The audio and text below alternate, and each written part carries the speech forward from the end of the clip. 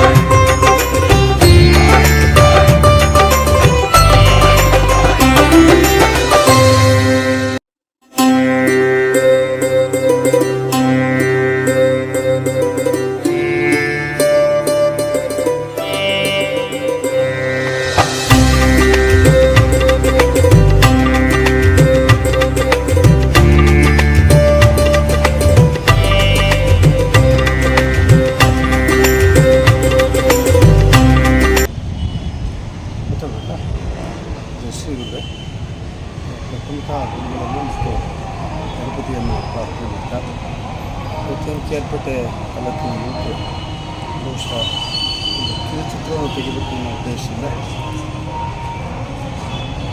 ಕಾಮದ ಕಣ್ಣು ಸ್ವಾಭಿಮಾನದ ಹೆಣ್ಣು ಹೆಸರಿನಲ್ಲಿ ಬಹುಶಃ ಒಂದು ಯೋಜನೆಗಳನ್ನು ಹಾಕಿದ್ದಾರೆ. ಅದಕ್ಕೆ ಚಾಲನೆಯನ್ನು ಇವತ್ತು ಬಹುಶಃ ನಮ್ಮ ಕಡೆಯಿಂದ ನಮ್ಮ ಗುರುಗಳ ಸನ್ನಿಧಿಯಲ್ಲಿ ಮಾಡಿಸಲಾಗಿದೆ. ತುಂಬ ಖುಷಿಯಾಗುವಂಥ ಕೆಲಸ. ಅದರ ಜೊತೆಗೆ ಬಹುಶಃ ಈಗಾಗಲೇ ಏನು ಇವತ್ತಿನ ದಿನಮಾನಗಳಲ್ಲಿ ಏನೇನೆಲ್ಲ ಸಮಸ್ಯೆಗಳಾಗ್ತಿದೆಯೋ ಅದನ್ನು ಆಧಾರದ ಇಟ್ಕೊಂಡೇ ಒಳ್ಳೆಯ ಟೈಟನ್ನು ಕೊಟ್ಟು ಅದನ್ನು ಕೊಟ್ಟಿದ್ದೀನಿ. ಬಹುಶಃ ಮನಸ್ಸು ಇಷ್ಟವನ್ನು ಯಶಸ್ವಿ ಆಗಬೇಕು, ಜೊತೆಗೆ ಚೆನ್ನಾಗಿ ಆಗಬೇಕು ಅನ್ನೋದು ಆಸೆ. ಅದಕ್ಕೆ ಪೂರಕವಾಗಿ ಎಲ್ಲ ಸಿದ್ಧತೆಗಳನ್ನು ಮಾಡಿ ಮುಂದಿನ ದಿನದಲ್ಲಿ ಯಾವುದೇ ರೀತಿಯ ಅಡೆತಡೆಗಳಾಗದ ಹಾಗೆ ನಿರ್ವಿಘ್ನವಾಗಿ ಈ ಕಾರ್ಯಕ್ರಮ ಯಶಸ್ವಿಯಾಗಲಿ. ಯುವಕರು ಹಾಕಿರುವಂಥ ಈ ಕೆಲಸ ಪೂರ್ಣ ಪ್ರಮಾಣದಲ್ಲಿ ಮುಗಿಸಿ ಯಶಸ್ಸನ್ನು ತಂದು ಇನ್ನೂ ಹೆಚ್ಚು ಹೆಚ್ಚು ಇಂಥ ಚಿತ್ರಗಳನ್ನು ಮಾಡುವಂಥ ಶಕ್ತಿನ ದೇವರ ಅನುಕೂಲ ಪ್ರಾರ್ಥನೆ.